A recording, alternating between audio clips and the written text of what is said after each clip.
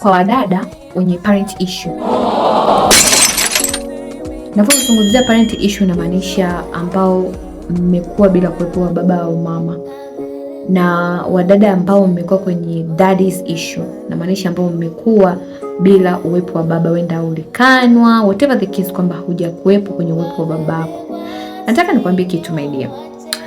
At your age unatakiwa kutambua utofauti wa mwanaume anayekupenda na mwanaume anayekuonea huruma. Narudia tena, jitahidi sana ujue utofauti kati ya mwanaume anayekupenda na mwanaume anayekuonea huruma. Hivi ni vitu viwili tofauti.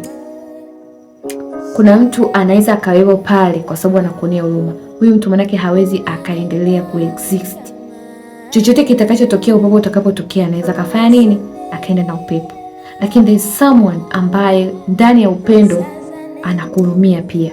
Lakini kuna mwingine anafanya kwa sababu anaona aibu, itakuwaje na hii hali yake, kwa sababu ushamwambia historia yako. You see? So you need to learn the difference, girls. That is it about today.